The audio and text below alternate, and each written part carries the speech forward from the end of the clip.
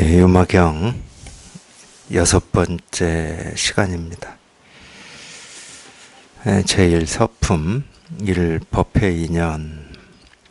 법을 두려움 없이 말하면 사자의 울음소리와 같고 그 설명은 우레와 같았고 헤아릴 수 없으니 헤아림을 넘어선 경계이다. 법을 두려움 없이 말한다. 우리가 이 두려움이 없다, 이렇게 이 법을 두려움 없이 말한다 이럴 때는 의심이나 망설임이나 이건가 저건가 그 의심이죠. 자기 스스로 그냥 여기 이렇게 통해서 이게 분명하면은 이게 아무 의심이 없거든요. 의심이라고 하는 이런 게 있을 수가 없어요.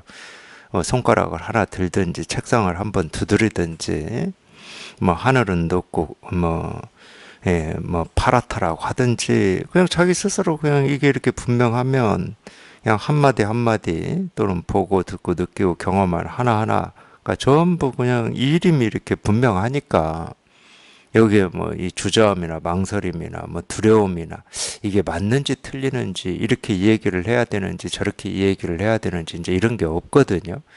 그러니까 여기서 두려움이 없다는 말은 의심이 없다는 말이에요. 의심이. 이거는 이것 이외에 다른 게 없기 때문에 이럴 수도 있고 저럴 수도 있고 옳을 수도 있고 그럴 수도 있고 이런 게 없어요. 그냥 오로지 그냥 이 하나의 진실일 뿐이니까. 그래야 우리가 진실이다, 이 세계 실상이다, 근본이다, 도다, 깨달음이다, 진여 자성이다 이런 말을 쓸 수 있을 거잖아요. 아니 그냥 뭘 보고 듣고 느끼고 경험하든지 과거의 일이든지 지금의 일이든지 아직 오지 않은 미래의 일이든지 우주 삼라만상의 천차만별한 모습이든지 생기고 사라지는 것이라든지 그냥 그 하나하나가 그냥 다 이 이름이 이렇게 분명해야 우리가 여기에 이렇게 통했다. 또는 한 소식 했다. 개합했다. 이런 얘기를 할 수 있을 거잖아요. 그래야 진리다, 실상이다, 깨달음이다. 이런 얘기를 할 수가 있는 거죠.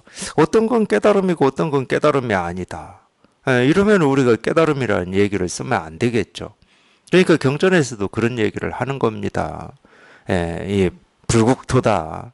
우리가 이 발 딛고 살아가는 이 세계가 불국토다. 불국토다라는 말은 예를 들으면 이런 거예요. 우리가 부처님 그러는데 이 부처님이 자기 몸을 드러내실 때는 어떻게 드러내냐? 당연히 우리가 이 눈으로 볼 때는 그걸 모습이라고 그러잖아요. 당연히 모습으로 드러내죠. 그 몸을. 근데 귀로 들을 때는 소리라고 그러잖아. 당연히 소리로도 드러내지. 이 코로 냄새를 맡을 때는 그거를 향기라고도 하고 냄새라고도 하는데 당연히 냄새로도 드러내지, 부처님은. 우리가 뭘 먹을 때는 맛이라고 그러잖아요. 맛으로도 드러내지. 몸으로 춥고 덥고 상쾌하고 불쾌하고 하는 이 느낌으로도 당연히 부처님은 자기를 드러내겠죠. 우리 의식이 있죠. 의식 활동. 이런저런 생각. 옳다, 그러다, 이렇게 해야 되나, 저렇게 해야 되나, 쟤는 왜 내 마음에 안 드는 행동만 할까? 믿고 원망스럽고, 저건 좋다. 하는 이런 의식 활동으로도 부처님이 자기를 드러내겠죠. 그래야 도 아닌 게 없고 부처 아닌 게 없고 깨달음 아닌 게 없다 이렇게 얘기할 수가 있을 거잖아요. 그러니까 쉽게 얘기하면 이게 무슨 얘기냐면 우리가 분별할 때는 자기 생각에 속고 망상 착각에 속고 살 때는 눈으로 보고 듣고 느끼고 경험하는 게 자꾸 옳은 것도 있고 그런 것도 있고 마음에 드는 것도 있고 안 드는 것도 있고 내 눈에 거슬리는 행동을 하는 사람도 있고 그냥 이쁜 행동을 하는 사람도 있고 이러니까 그게 번뇌가 되는 거야. 그걸 우리가 중생세계라고 그래. 세간. 근데 진실은 뭐냐? 진짜 그게 세상이고 그게 삶이고 내가 보고 듣고 느끼고 경험하는 걸 분별하는 게 진짜냐? 사실은 그걸 허망하다고 하는 거거든, 불교에서. 왜? 그게 진짜가 아니기 때문에. 그럼 진짜는 뭐냐? 아무 손댈 게 없고 본래 아무 문제가 없는 이게 진짜였어요. 여기 이렇게 통해보면 그걸 부처의 세계라고 그래요.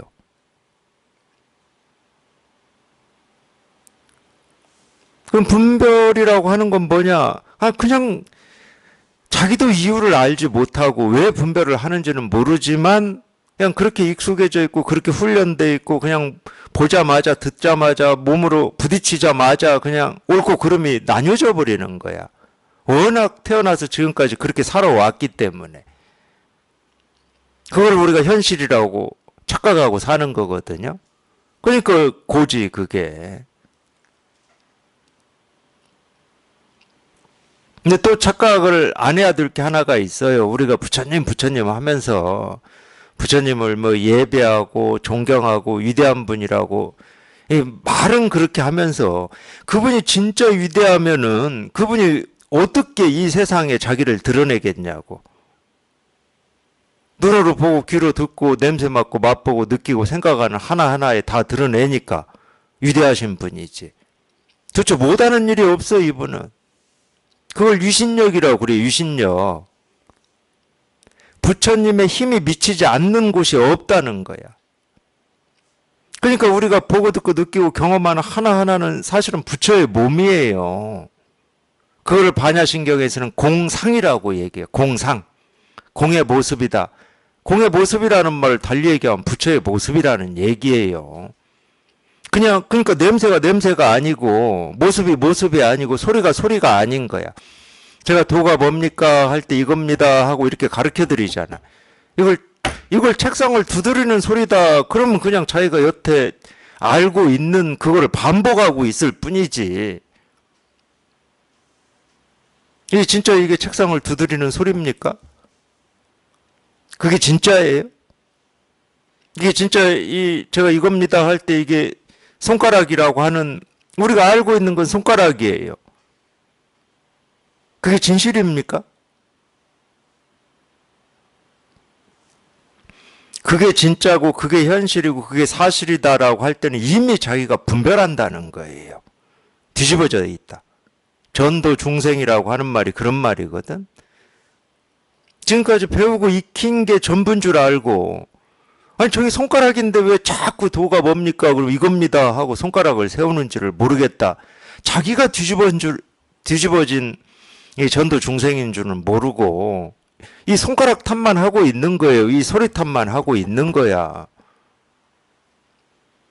그게 아니거든. 그래서 자꾸 여기에 통해보라고 그러는 겁니다. 여기 이렇게 딱 통해보면 그걸 경험하게 될 거라니까. 보고 듣고 느끼고 경험하는 하나하나가 다 부처의 몸이고 부처의 소리고 부처의 냄새고 부처의 맛이고 부처의 느낌이고 부처의 생각이었단 말이야. 얼마나 묘하겠습니까? 얼마나 신기하겠어. 그러니까 자기가 내 스스로 보고 듣고 느끼고 경험하면서 이 부처를 다 경험하고 있으면서 따로 부처님하고 그러고 살고 있었던 거예요. 그 부처님은 늘 자기 스스로 함께하고 있었는데. 그러니까 부처님의 가피라든지 부처님의 유신력을 자기 혼자 엉뚱한 생각으로 이게 부처님의 가피고 유신력이다 이러고 살고 있었던 거야.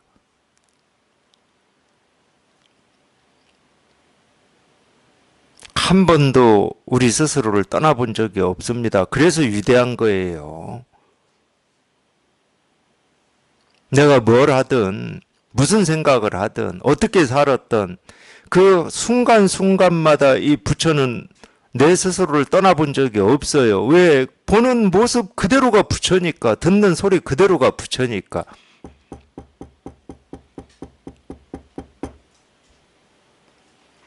근데 다만 우리 육신에 갖추어진 이 육근으로는 당연히 이러면은 이 귀가 듣는 걸 소리라고 우리는 알고 있었죠. 그렇기 때문에 부처는 자기를 모습, 소리, 색깔, 냄새, 맛, 느낌, 우리 정신활동, 온갖 의식 활동으로 자기를 다 드러내지만 정작 스스로는 모습이 없어요, 이 부처는. 그러니까 우리 이 육근으로는 볼 수도 없고 들을 수도 없고 맛볼 수도 없고 냄새 맡을 수도 없고 몸으로 느낄 수도 없고 생각으로 헤아려서 알 수도 없는 겁니다. 그러지만 이렇게 우리가 이렇게 통할 수는 있거든.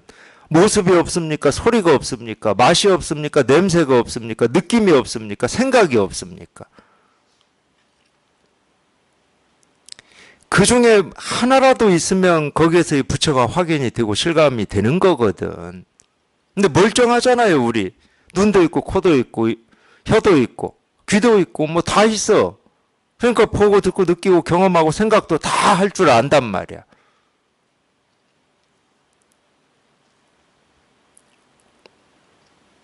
다만, 그 다양한 그 활동 중에서 딱 한 번만, 모습을 뭐, 보다가 그러든 소리를 듣다가 그러든 뭐 맛을 느끼다가 그러든 냄새를 맡다가 그러든 한 발을 내딛다가 그러든 무슨 생각을 하다가 그러든 딱 한 번만 거기에서 그냥 이 진실 하나만 실감하고 이 진실 하나만 공감을 하면은 그걸로 끝나는 거예요. 그걸 견성이라고 그러는 겁니다. 그래서 저희가 여기 통해 보면은 그냥 너무 당연해. 지금까지는 그냥 모습인 줄 알고 모습은 뭐 시계니 컵이니 죽비니 볼펜이니 책상이니 뭐 세상이니 나니 이러고 살았는데 그냥 하나의 모습에서 여기 딱 통해 보니까 그냥 온갖 모습이 다 부처야 부처. 부처 아닌 게 없고 도화 아닌 게 없고 깨달음 아닌 게 없어. 온갖 소리가 부처의 음성이야. 그냥 살아있는 거든 이 목숨이 없는 거든 무정물이든 유정물이든 그냥 온갖 모습, 온갖 소리, 온갖 느낌, 온갖 맛이 그냥 다 부처야, 부처. 부처 아닌 게 없어. 그래서 경전에 불국토라는 말을 써놨구나. 이렇게 느끼실 거라니까. 괜히 불국토라고 하지를 않았구나. 내가 발 딛고 살아가는 이 세계, 태어나서 지금까지 살아왔다라고 하는 이 세상이 불국토였구나.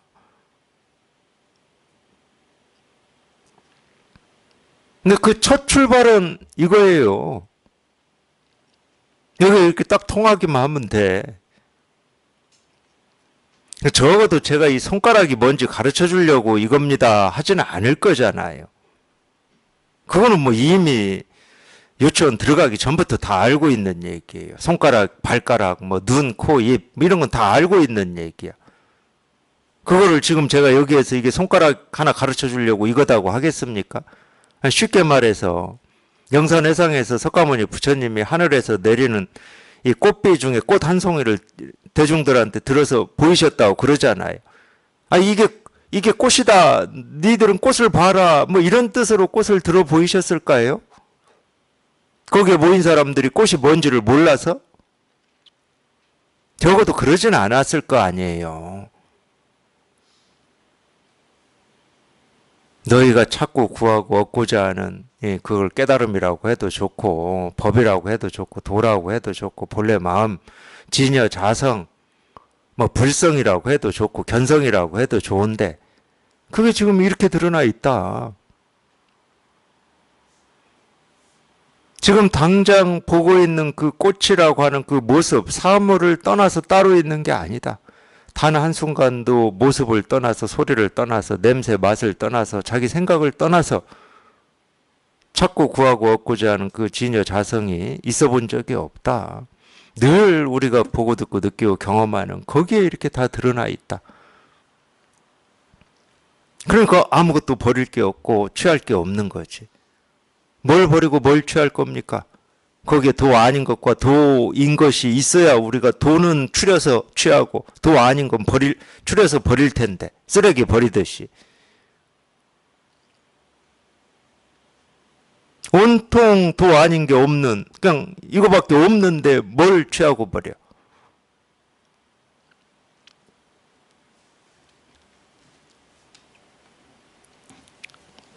그러니까 여기 이렇게 통해보면 이거밖에 없기 때문에 아무 의심이 없어요. 두려움이 없어. 도가 뭐냐 이거다. 무슨 의심이 있어요. 이렇게. 이거 말고 다른 거라도 조금이라도 있을 가능성이라도 있든지 이러면 우리가 의심을 해볼 수가 있어. 내 생각이 아무리 옳다고 하더라도 다른 생각이 있다 그러면 가끔은 우리가 의심해보지. 내 생각이 틀렸을 수도 있나? 뭐 이렇게. 세속에서는 참 그런 마음가짐을 갖는 게 중요하긴 합니다. 안 그러면 자기 생각만 옳다고 뭐 주장을 하게 되고 독불장군이 되고 다른 사람으로부터 멀어지게 돼요. 저 사람은 지 생각만 옳다고 주장한다고. 근데 이 법의 세계에서는 그런 게 없어요. 오로지 그냥 이거밖에 없어. 보고 듣고 느끼고 경험한 하나하나가 다 그냥 일인데 뭐. 그걸 경전에서는 불사라고 그래요. 불사. 부처님의 일이다 이 말인데 그냥 온통 부처님의 일밖에 없어. 이렇게 얘기하면 기독교에서 얘기하는 하느님하고 좀 비슷하죠. 비슷합니다. 뭐 다른 거 없어요. 뭐 표현 방식이 조금은 다를 수는 있지만은 비슷해요. 실제로 이게 그렇거든요. 이게. 그래서 일체 유심조라는 말도 쓰는 거예요. 일 아닌 게 없다는 거야.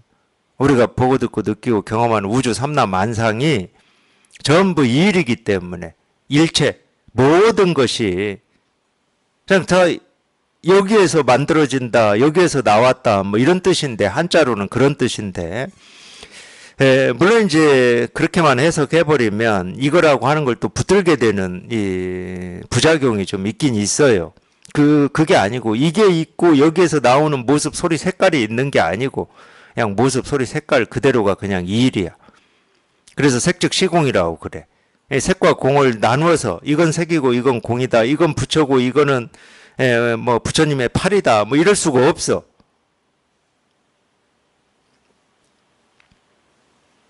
그걸 구분해낼 수가 없어. 구분해낼 수가 없으니까 분별이 안 되는 거지. 분별은 안 되지만 그냥 이 일이야. 그냥.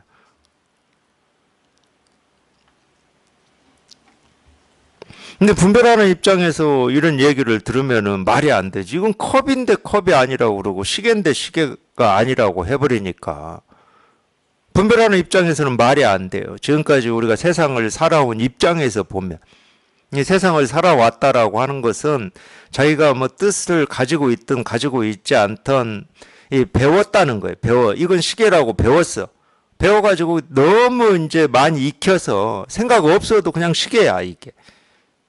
이게 시계인가 시계 아닌가 이럴 필요가 없어. 너무 많이 익혀가지고. 예를 들어서 우리가 학교 다닐 때 예를 든 겁니다.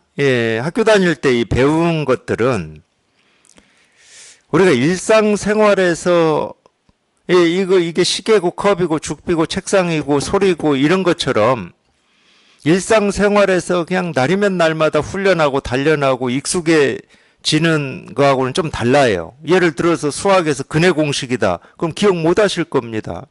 그때는 열심히 공부를 하니까 근해 공식이 기억은 되긴 돼. 근데 시험 보면 안 해. 근해 공식 관심도 없어.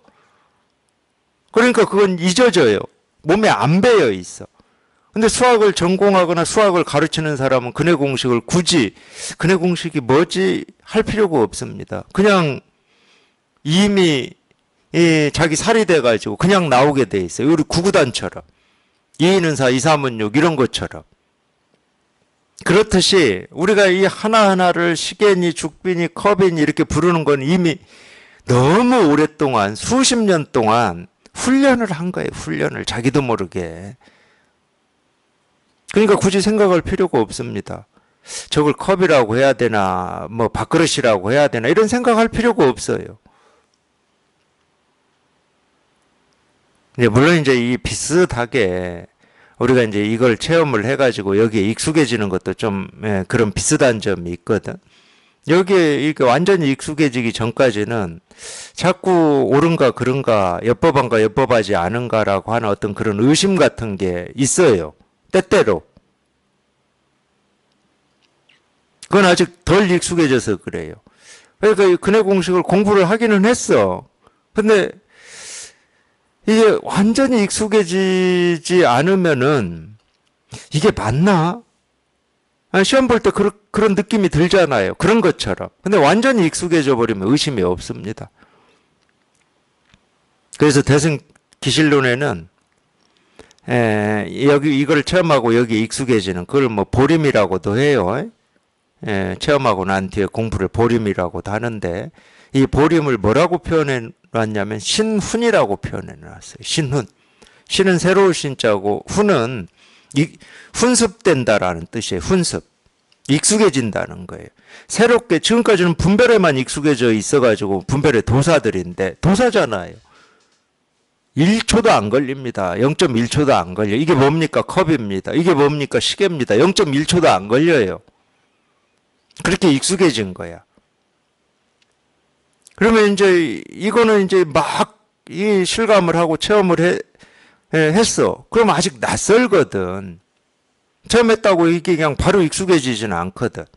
그래서 이제 이 체험한 여기에 익숙해져야 되니까 이제 신훈이다 이런 표현을 쓰거든요. 일리가 있는 말이에요. 공부하는 사람의 입장에서 보면은 법이 바뀌는 건 아니지만 법이 바뀌겠습니까? 법은 안 바뀌어요. 근데 자꾸 이 너무도 익숙해진 이 분별 망상이 더 이렇게 빠르게 뭘 보고 듣고 느끼고 경험할 때 더 빠르게 와버리니까 자기가 이 경험한 이 법에 이제 익숙해지는 이렇게 시간이 필요하다. 그래서 뭐 보림이라는 얘기도 나온 거죠. 예를 들어서 이걸 한번 체험해서 그냥 이 공부가 끝이 나고 더 이상 할 게 없다. 사람의 입장에서 얘기하는 겁니다. 그러면은 보림이라는 말이 필요가 없지. 근데 그렇지는 않아요. 자기가 이제 직접 경험을 해보시면 뭐 이거는 명백한 건데. 그래서 이 능언경에도 그런 말이 나오는 겁니다. 이즉 도노나 사피 돈제다 이런 말이 나오는 거예요. 이는 뭐 우리가 이치할 때 이자인데 한자로는 리라고 써요. 쓰지만 이 한자로 리라고 쓰는 게 이 우리가 이 불법을 공부할 때는 이 깨달음을 얘기하는 겁니다. 깨달음. 이 법을 얘기해요. 부처, 진여, 자성. 불성이라고 하는 이걸 얘기해. 리가. 그러니까 이 깨달음이다 하면은 그냥 곧장 이즉 도노 그냥 곧장 깨달아 버린다는 거. 곧장. 실제로 그러거든요. 우리가 경험을 해보면 그냥 통할 때는 그냥 자기도 통하는지 통하지 않는지도 모르는 순간에 그냥 문득 통해버려요. 그냥 곧장 통해버려요. 근데 뒤에 이제 사비 돈제라고 해요. 사라고 하는 거는 중국에서 리사라고 그러죠. 서로 상대되는 말입니다. 그럴 때는 이제 공부하는 입장에서 사는 우리 버릇입니다. 버릇. 분별하는 버릇. 분별하는 버릇은 비돈제. 이 깨달음을 그냥 곧장 깨닫듯이 그렇게 곧장 사라지지는 않는다는 거야. 비돈제. 그거는 시간이 꽤 걸리죠. 그러니까 보림이라는 말을 하는 거고, 체험하고 난 뒤에 이 공부를 더 엄밀하게 해야 된다. 이런 얘기를 하는 이유가 거기에 있습니다. 하여튼 그러든 저러든 뭐 그건 그때 일이고, 그냥 이거예요, 이거. 그냥 여기에 이렇게 통하는 거야. 이게 비록 모습으로 보면 이렇게 주먹이지만 그냥 이 주먹이라고 하는 이 모습에 이렇게 드러나 있는 여기에서 확인이 되고 실감이 되는 이 모습 없는 이 진실에 딱 통해야 된다니까. 그럼 저절로 색즉 시공이야. 그냥 눈으로 볼 때는 이게 색인데 눈으로 볼 때 당연히 색이지. 눈으로 보는데 이게 주먹이 아니고 뭐 갑자기 뭐 모습이 없다고 할 수는 없잖아. 눈으로 볼 때는 당연히 이게 색이지. 근데 색인데 희한하게 색이 아니야.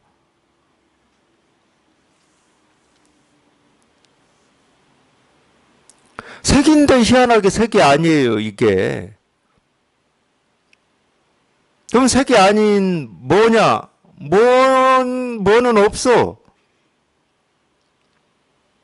그래서 이제 이 육신의 눈하고 상대적으로 이제 이 마음의 눈이라는 표현을 쓰는데, 이 마음의 눈이라고 할 때는 뭐 마음의 눈이 뭐 심장에 있겠습니까? 뭐 어디 폐에 있겠습니까? 아니면 뭐 우리 뭐 머릿속에 있겠습니까? 마음의 눈은 모습이 없습니다. 안에 있는 것도 아니고 밖에 있는 것도 아니에요. 이 마음의 눈은 모습이 없어. 모습이 없는데 희한하게 평생을 모습이라고 하고 소리라고 하고 색깔이라고 하고 이거라고 하고 저거라고 하고 그렇게 살아왔는데 눈으로 보는 모습 하나하나가 그냥 내가 그토록 애타게 찾고 구하고 얻고자 했던 그냥 그거야. 그거 그냥 내가 그렇게 찾고자 했던 게 그냥 이 하나하나의 모습에 이렇게 해서 다 확인이 된다고 해야 되나? 따로 찾질 않게 돼. 깨달음이 뭐지 하고 따로 찾질 않게 돼. 도가 뭐지 하고 따로 찾질 않게 돼. 그냥 여기에서 그냥 끝이 나버리. 그러니까 끝이 난다는 말도 하는 거예요. 여기에서 끝이 안 난다 그러면은 따로 찾게 되잖아. 도가 뭐지? 왜 저렇게 가르치지? 끝이 안 난 거예요, 그거는. 근데 이겁니다. 근데 하고 끝나. 뭔지는 모르는데 끝이 나. 더 이상 찾고자 하는 어떤 추구하는 어떤 마음, 뭐지 하는 그런 생각? 그게 없어요. 그냥 이거야, 그냥 이거야. 그냥 이거였어, 그냥 이거.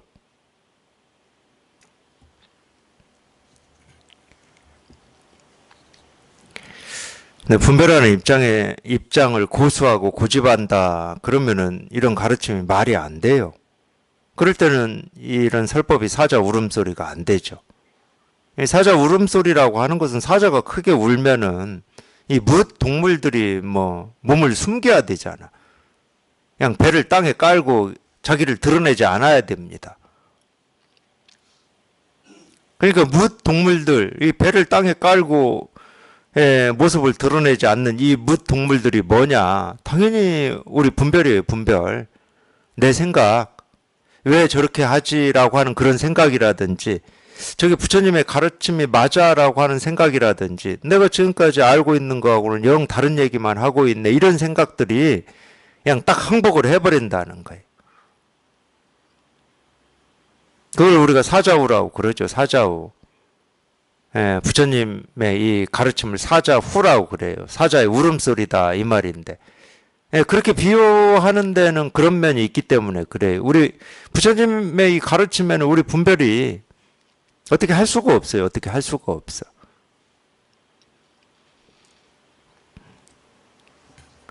그 설명은 우레와 같고, 이 우레라고 하는 것은 쉽게 말하면 벼락이잖아요. 벼락. 천둥번개인지는 모르겠지만 하여튼 벼락입니다. 제가 알기로는 벼락인데, 이 우레와 같다라고 하는 것도 그런 측면이 있어요. 아니, 이 벼락 칠 때 우리가 놀래는 게 뭐 앞뒤 인과가 있어서 놀랍니까? 뭔가를 알아서 이 벼락이라고 하는 게 안 그렇습니다. 그냥 벼락을 치면 자기도 모르게 놀래요. 이 얘기는 무슨 얘기냐면 충격을 받는다는 거예요. 부처님의 말씀이 무슨 뜻인지를 알아서 우리가 환희심이 일어나고 이런 게 아니고, 무슨 뜻인지는 몰라. 근데 그냥 자기 스스로한테는 이 벼락같이 와서 쳐버린 거지.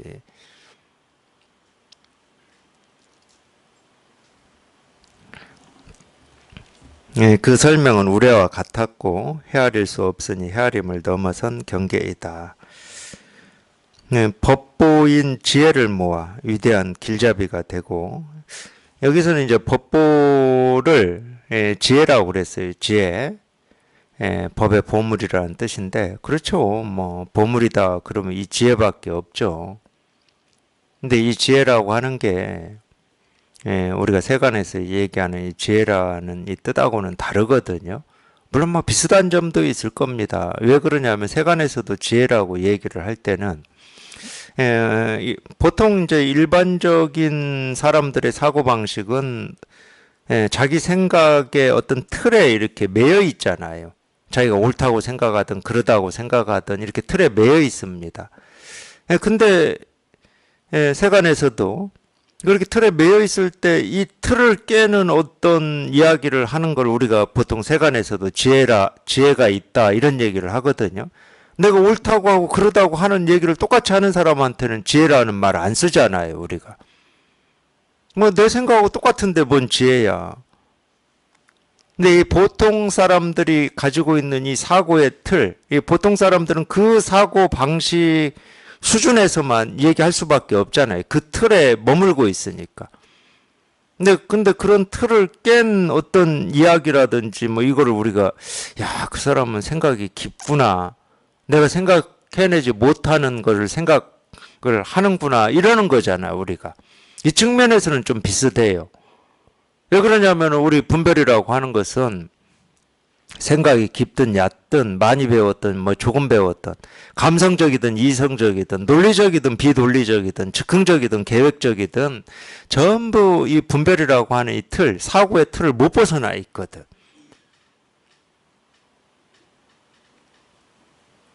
근데 이 법이라고 하는 것은 이 모든 분별을 벗어나 있어요. 이 말이 가지고 있는 한계를 벗어나 있어. 말이 가지고 있는 한계는 옳고 그름이라고 하는 이런 양변에 치우쳐 있는 걸 한계라고 그러거든. 이걸 벗어나 있어요. 그러니까 이 분별하는 입장에서는 이 벗어난 이야기를 하면은 알아들을 수가 없지. 내가 말하는 거하고 뭔가 달라, 이게. 정말로 여기에 뜻이 있고 관심이 있고 목마름이 있는 분들이 이런 법문을 들어보면 내가 생각지도 못한 지금까지 배우고 세상 경험을 그냥 수십 년 동안 한 것을 바탕으로 해서 그거에 대해서 한마디 하는 건데 그거를 뛰어넘는 얘기를 해버리니까 저게 분별을 벗어난 얘기인지 아닌지는 모르겠지만 그걸 뛰어넘는 얘기를 해버려요. 그냥 보통 이제 그 측면에서는 똑같죠. 세간에서 지혜라고 하는 것과 이 법에서 지혜라고 하는 게. 근데 이 법의 지혜는 모든 분별을 벗어난 겁니다. 모든 분별을 벗어난 거야, 단지. 그러니까 이 지혜라고 하는 건 어떤 견해가 없어요, 견해가. 어디 머무는 데가 없어. 오름에도 머물지 않고 그름에도 머물지 않고 이쪽 언덕에도 머물지 않고 저쪽 언덕에도 머물지 않고 특히나 부처에도 머물지 않고 중생에도 머물질 않아요. 이 지혜는 이게 이제 우리가 보물이라고 하는 거고 이거를 우리가 불성이다, 진여자성이다 라고 하는 거거든. 오로지 불교에서 얘기하는 보물은 이 보물밖에 없어요. 근데 중요한 건 뭐냐? 이 보물은 우리 모두가 다 갖추고 있습니다. 우리가 공부해서 없는 걸 얻어가지고 그걸 쓰고 사는 게 아닙니다. 본래 있는 거를 쓰고 살 뿐이에요. 없는 건 얻을 수가 없어. 없는 걸 우리가 어떻게 얻습니까? 있는 건데 이걸 있을 뿐만이 아니라 자기가 단 한순간도 이걸 쓰지 않고 산 적은 없는데 희한하게도 이 분별망상 착각 속에 빠져가지고 자기가 보고 듣고 느끼고 경험하는 하나하나가 그냥 이거임을 확인을 못하고 공감을 못하고 살 뿐이죠.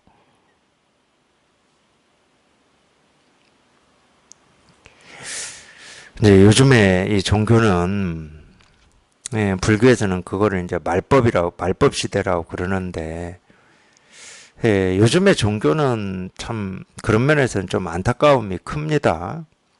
요즘의 종교는 자꾸 뭔가를 애쓰라고 그러고 노력하라고 그러고 막 이런 것만 가르쳐요. 요즘의 종교는. 마음을 뭐 곱게 써야 되고 어려운 사람들을 도와야 되고 그러니까 요즘 종교에서 하는 거 보십시오. 무슨 봉사활동이다 뭐다 뭐 이런 거밖에 못 가르쳐요.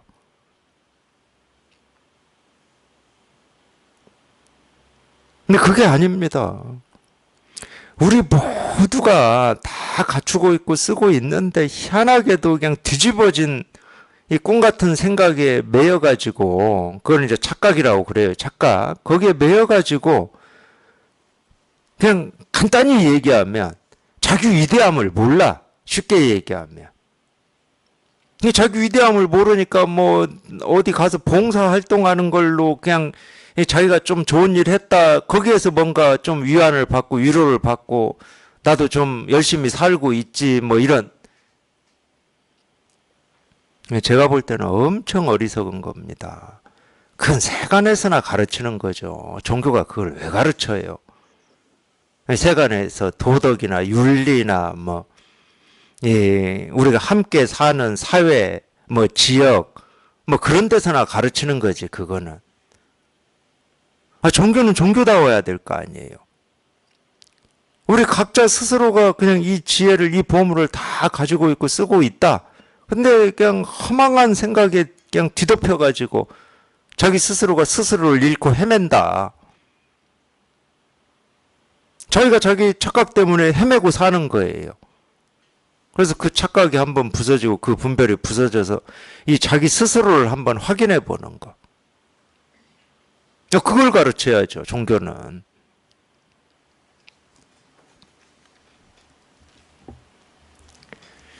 예, 법보인 지혜를 모아 위대한 길잡이가 되고, 그러니까 이런 경전에서 딱 이렇게 이 얘기를 해놓는단 말이에요. 이 법보인 지혜를 모아서 위대한 길잡이가 되고, 이게 종교예요, 이게 종교. 이게 가르침이고, 정직하고 명백하고 부드럽고 미묘하고 비밀스러웠고 모든 법에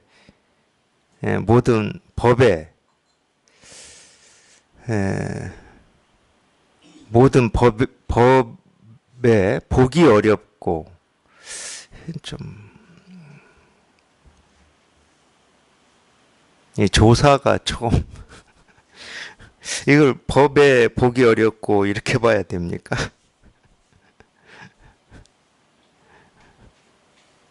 그렇게 볼 수도 있겠네요. 뒤에 말 때문에. 무슨 얘기냐면 보기 어렵고 알기 어려운 매우 깊고 참된 뜻에 미묘하게 통달하였고 중생이 돌아가고자 염원하는 유무의 모든 곳에 따라 들어가 견줄 바 없는 깨달음의 지혜를 얻었다. 중요한 말입니다. 모든 중생이 돌아가고자 염원하는 유무의 모든 곳에 따라 들어가.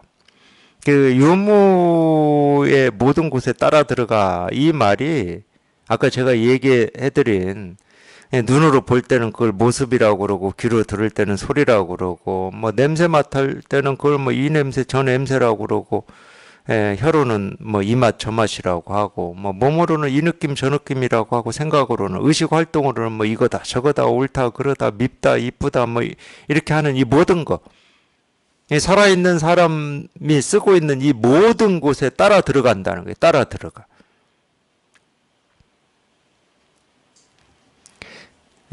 어느 경전에 나오는지는 뭐 저는 모르겠지만 불교 신문 보면은 가끔 뭐라고 그러죠? 상구보리 하와 중생이다 이런 말이 나와요.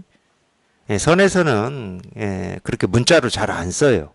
그런 문자로 안 쓰고 선에서는 하와 중생 상구보리 하와 중생을 뭐라고 쓰냐면은 외로운 산 꼭대기에 있으면서도 이 바다 밑바닥을 걸을 수 있어야 된다 이렇게 쓰거든. 상이라고 하는 것은 최고의 꼭대기를 얘기하는 겁니다. 최고의 꼭대기. 그걸 이제 유의가 없다. 유의가 없어야 최고의 꼭대기잖아. 우리가 분별이 되는 꼭대기가 있다. 그럼 그거보다 더 높을 가능성이 있거든. 지금은 뭐 에베레스트 산이 지구상에서 가장 높은 꼭대기라고 그러는데 뭐 화산이 폭발하거나 지진이 일어나거나 또 지각의 변동이 일어나가지고 에베레스트 산맥도 그렇게 해서 일어났다는 거잖아요. 두 지각이 부딪혀가지고 이게 땅 위로 솟았다는 거예요. 지질학으로 보면은. 근데 그런 일이 벌어지면 에베레스트 산이 낮아질 수도 있는 거고 더 높은 게 생길 수도 있잖아요. 그러니까 그건 항상하지가 않은 겁니다. 그냥 지금의 조건에서는 이 변화가 없다는 전제로 지금의 조건에서는 가장 높죠. 그러니까 그거는 어떤 이 틀이 있는 겁니다. 지금의 조건이라고 하는 이 틀이 있는 거예요. 근데 법을 표현할 때 이 무상정등각이다, 유의가 없다, 가장 높다, 유의다 그럴 때는 이 꼭대기는 꼭대기인데 이 꼭대기가 얼만큼 높이인지를 우리가 분별을 못해요. 모습이 없거든. 그걸 이제 외로운 산 꼭대기다. 선에서는 그런 표현을 쓰고 경전에서는 아무래도 이제 문자로 한자로 번역을 하다 보니까 뭐 그랬는지는 모르겠지만 상구보리다 이렇게 썼겠죠. 그러니까 이 깨달음이라고 하는 게 없는 건 아닌데, 없다고 할 수는 없어요.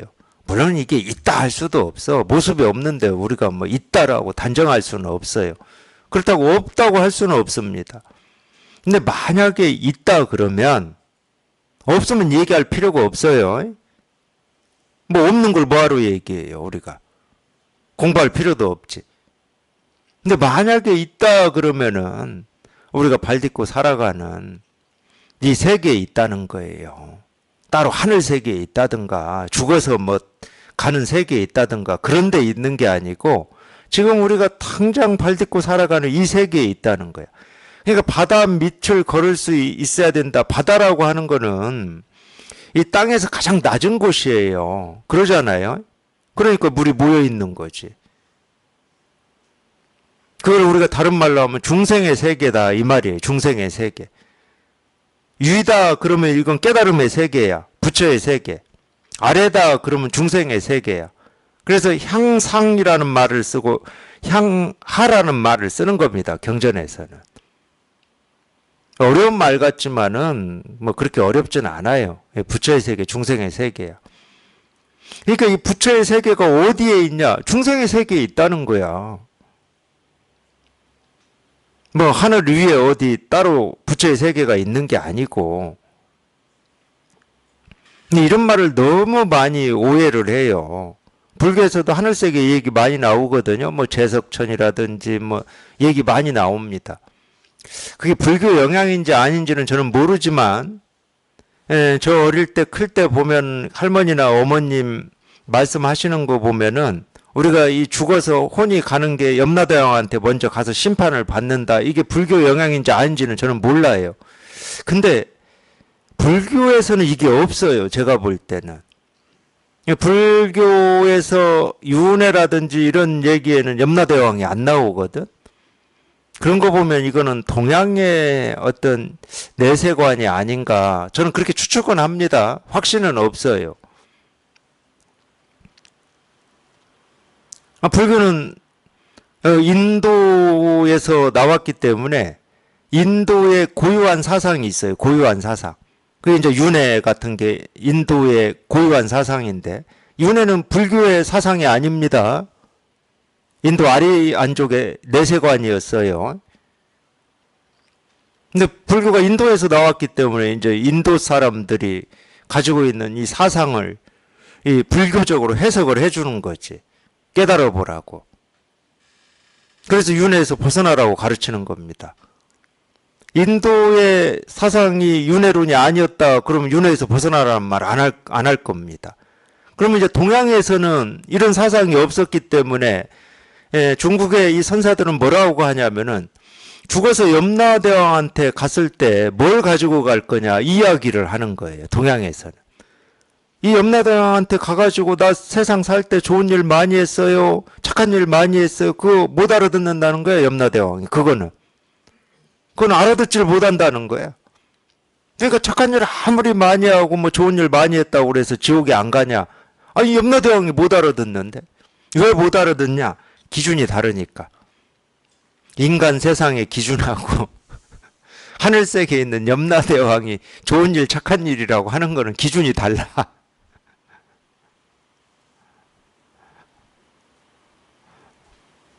그래서 아마 기독교에서도 예수 믿으면 천국 간다고 그럴 거예요.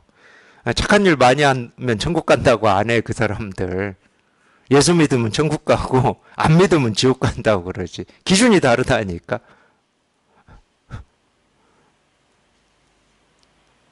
그럼 불교에서 그런 얘기 할 때는 기준이 뭐겠습니까? 이 깨달으면 모습이 없어가지고 염라대왕이 옳은 일을 했는지 그런 일을 했는지 판단을 못하는 거야. 깨달아버리면 모습이 없어가지고 심판을 안 받아.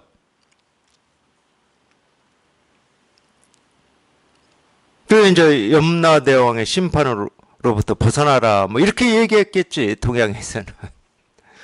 인도에서는 윤회에서 벗어나라 이렇게 얘기했다 그러면.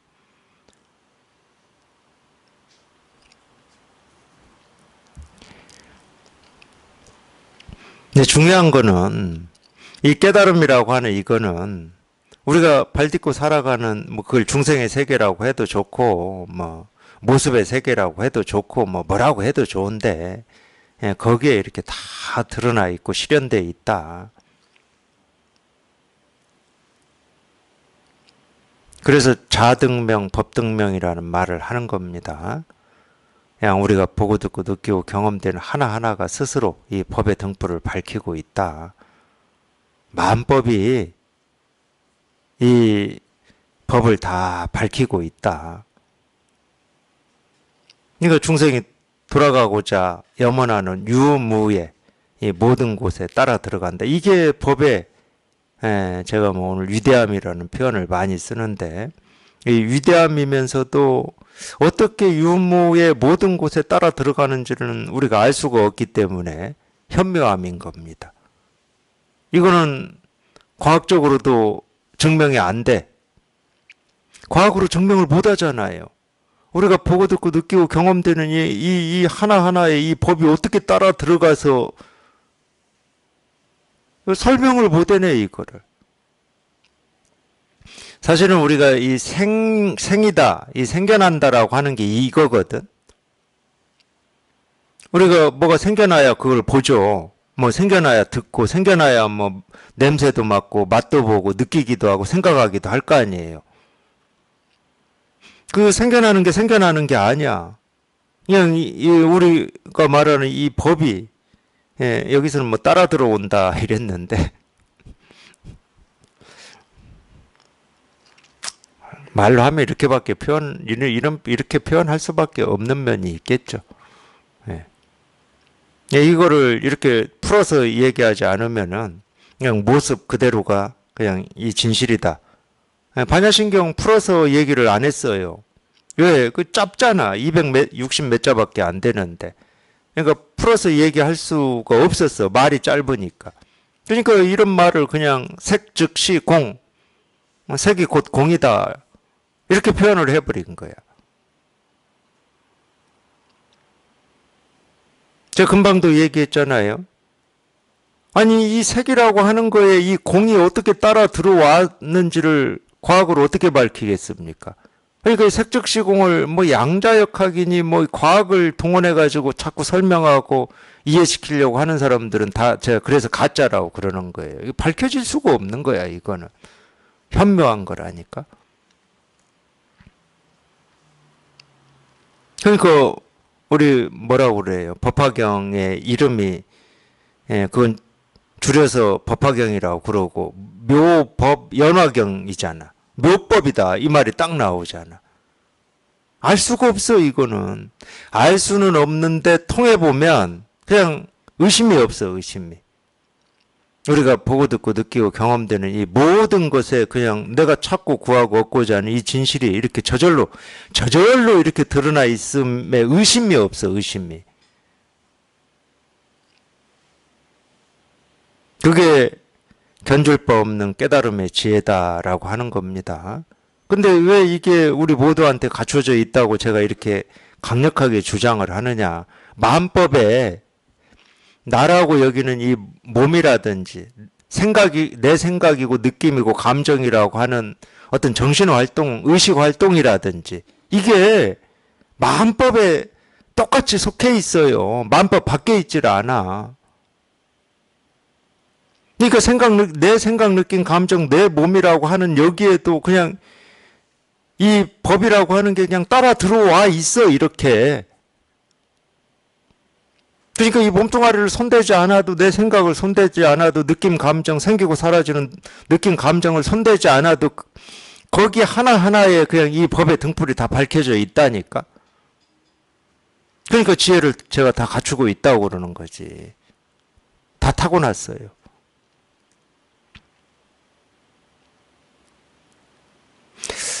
뭐 우리가 세간살이에서는 우리가 이제 어떤 능력을 타고났느냐, 어떤 성격을 타고났느냐, 어떤 유전자를 타고났느냐가 중요하죠. 그러니까 그런 걸 자꾸 알고 싶어 해요. 나는 본래 이런 성격이야. 나는 본래 이래. 이걸 알고 싶어 해. 좋습니다. 뭐 그것까지 제가 뭐라고 할 게 없는데 그건 그거고 진짜로 우리가 예, 타고났다라고 하는 이거. 그러니까 다른 거는 뭐 다 타고났다고 하면서 이거 타고난 거는 왜 놓치고 사시냐고. 이게 진짜 보물인데.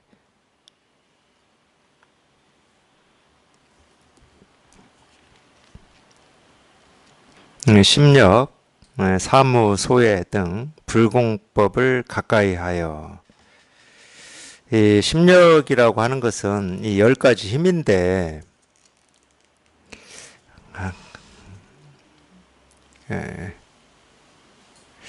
예, 당연히 뭐 이 10가지 힘은 뭐 우리가 이 중생이 가지고 있는 10가지 힘을 얘기하지는 않을 거잖아요. 예, 부처님이 가진 10가지 힘이라고 하는 건데, 물론 뭐 당연한 겁니다. 다 이 법의 어떤 능력을 하는 거죠, 당연히. 이 법의 능력이라고 하는 게 10가지만 있겠습니까? 우리가 이 법의 능력을 헤아려서 얘기를 해보자. 그럼 뭐 죽을 때까지 얘기해도 다 못하죠. 헤아릴 수가 없기 때문에. 그래도 이제 우리가 이제 대표적으로, 그러니까 이 심력이라는 말도 우리 불교의 어떤 이 초기 불교라고 얘기하는 이 소승불교에서 이 깨달음으로 가는 길을 이 팔정도라고 그러잖아요. 8가지 이제 바른 길이라는 뜻인데, 그게 뭐 정언, 정념, 뭐 막 이런 거예요. 근데 예를 들어서 그 깨달음으로 가는 길이라고 이 얘기를 우리가 보통 얘기하는데, 이 깨달음이라고 하는 어떤 효력을 얘기하는 거잖아요. 효력. 근데 이제 반대로 생각해요. 수행하는 사람들 또는 그 경전을 공부해서 좀 이 깨달음에 가까이 가고자 하는 사람들은 반대로 생각합니다. 이 바른 생각을 하고 뭐 바른 말을 하고 뭐 바른 생활을 하고 바른 정진이 있어야 이 깨닫는다, 이렇게 생각을 해요. 깨닫기 전에는 바른 게 뭔지를 몰라요. 바른 말이 뭔지를 몰라. 욕 안 하는 게 바른 말이겠습니까? 우리가 이 바른 생활이라고 하는 게 뭐겠어요? 깨닫기 전에는 바른 생활이라고 해봐야 뭐 세간적인 어떤 뜻이나 가치, 의미로밖에 해석을 못 합니다. 깨닫기 전에는 바른이 뭔지를 몰라, 바른이. 제가 기준이 다르다고 그랬죠. 그러니까 분별할 때의 기준하고 분별을 벗어났을 때의 기준은 완전히 다른 거죠. 근데 깨닫기 전에는 분별이 기준이기 때문에 바른 말은 이런 거고 바른 행동은 이런 거고 바른 생활은 이런 거고 바른 정진은 이런 거다, 이거밖에 말을 못해. 그거는 이제 분별의 범위 내에서 하는 얘기입니다. 그러면 그걸 어떻게 봐야 되냐? 이 깨달음에 갖춰진 힘입니다. 팔정도는. 이 심력하고 똑같아요. 거기서 또 이제 8가지만 얘기를 했지만 이 깨달음에 갖춰진 힘은 헤아릴 수가 없어요. 그래도 이제 대표적으로 이제 이런저런 분별을 하고 사니까 그런 분별을 깨부수기 위해서 우리가 대표적으로 뭐 3개를 얘기할 때도 있고 4개를 얘기할 때도 있고 6개를 얘기할 때도 있고 10개를 얘기할 때도 있고 그럴 뿐이지. 육바라밀도 6개 얘기하고 있어요. 팔정도는 8개 얘기하고 있고. 그러면 선은 하나도 얘기하지 않습니다. 선은 하나도 얘기하지 않아요. 그러니까 여러 무기를 안 써. 뭐 칼이니 활이니 창이니 총이니 뭐 이런 무기를 안 써요. 이 선은 하나도 얘기를 안 해. 그냥 이거 하나로 다 때려잡아 버려요. 이거 하나로. 이거 경전에서는 이렇게 문자로 해야 되니까 이제 이런 말들이 있긴 있어요. 근데 지금은 이거를 뭐 얼마나 살펴보는지는 모르겠지만 뭐 살펴본다고 뭐 큰 이익이 있을 것 같지는 않아요. 우리가 이 공부하는데. 그 심력이 어떤 거냐? 그냥 참고로만. 이거 참고로도 자기가 이제 여기에 통해서 좀 여기 익숙해져 가지고 이 심력, 그래서 이제 심력이 뭔지 이렇게 참고로만 보면 됩니다. 참고로 보면은 10가지 이 부처님한테 갖춰져 있는 이 10가지 마음의 힘이라고 하는 걸 이렇게 읽어보면 전부 여기 익숙해져서 읽어보면 전부 그냥 이걸 얘기하고 있구나. 10개를 얘기하고 있는데 10개가 전부 이걸 얘기하고 있어요. 그래서 이제 또 사무소외라고 하는 거는 무소외잖아요. 무소외. 이 예, 이제 이 중간에 이 소자가 들어갔는데 무외라는 뜻하고 똑같아요. 무외. 두려움이 없는 이 네 가지를 얘기를 하는 겁니다. 그러니까 이 부처님이나 보살이 설법할 때 두려움이 없는 어떤 이 지혜의 힘 네 가지를 얘기를 하는 겁니다. 근데 이것도 읽어보면 전부 그냥 이 이야기를 하고 있을 뿐이야. 네 가지라고 얘기하고 있지만 네 가지가 전부 그냥 이거를 표현하고 있어. 이거를 이쪽으로 저쪽으로 앞으로 뒤로 이렇게 표현하고 있을 뿐이야. 이거를. 그러니까 이제 이런 말들은 뭐 지금부터 읽어가지고 10개가 뭐고 특히나 이제 이 10가지 힘을 내가 갖춰야 깨닫고 이렇게 생각해버리면 죽을 때까지 해도 안 됩니다. 이 팔정도를 내가 죽을 때까지 열심히 갈고 닦고 지키고 행하고 해서 깨닫는다. 그러면 죽을 때까지도 못 깨달아요. 그건 어쩔 수가 없어요. 분별심이 있다는 거는 그냥 쉽게 얘기할게요. 밖으로는 저 사람 미워 이렇게 말하지 않더라도 자기 속으로는 이미 그냥 미운 놈도 있고 이쁜 놈도 있고 좋은 것도 있고 싫은 것도 있고 밖으로는 하지 않아도 짜증도 나고 화도 나고 그래요. 그게 분별심인데? 그거를 막 자제하고 가라앉히고 뭐 억지로 막 어떻게 한다고 해서 그게 어느 시점에 안 나오는 거냐? 나옵니다. 눌러놓은 건 나오게 돼 있어요. 그래서 죽을 때까지 해도 그걸 못하는 겁니다. 그거는. 분별에서 벗어나야 그게 가능해지는 거지. 분별에서 벗어나야 옳고 그름이라고 하는 기준이 사라지는 거고 나와 남이라고 하는 기준이 사라지는 거지. 결국 알고 보면은 전부 그런 말들은 이 심력이나 사무소회라고 하는 이런 말처럼 부처님한테 갖추어져 있는 능력을 얘기하는 거예요. 팔정도도. 그 8가지라고 하는 그것도 부처님한테 갖추어진 능력이지 중생한테 갖추어진 능력이 아닙니다. 그 능력을 중생이 갖추려고 한다 그러면 깨달아야지. 여기에 통해야 되는 거예요. 여기에. 그래서 그런 거를 이제 불공법이라고 그래요. 불공법. 우리가 불공 드린다고 그러거든. 저 많이 들었어요. 저 클 때. 할머니, 어머니한테 불공 드린다.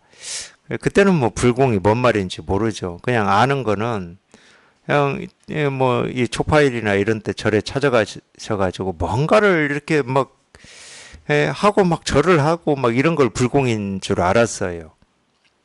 그러니까 쉽게 말하면 뭐 보시하고 뭐 이런 거, 이 보시도 이제 뭐 우리가 모습 지어진 보시 이런 걸 불공인 줄 알았어. 근데 이 불법의 이 공덕이라고 하는 말인데 이 공덕은 모습 지어진 공덕이 아닙니다. 그래서 뭐 이 불교에서도 그런 말을 많이 해요. 이 공양이라는 말이 있는데 최고의 이 보시, 최고의 공양은 이 법보시다. 이 법보시는 모습이 없거든. 이게 불공이고 이게 불사입니다. 두려운 악취를 이미 제거했고 다시 모든 위험하고 더러운 깊은 구덩이를 뛰어넘어 연기하는 금강신의 무기는 영원히 버렸다. 어쩔 수가 없네요. 다음 시간에 한 번 더 해야 법회 인연을 마칠 수가 있겠습니다. 오늘 맞춰볼까 했는데 제가 쓸데없는 소리를 더 많이 해가지고 오늘은 여기까지 하겠습니다.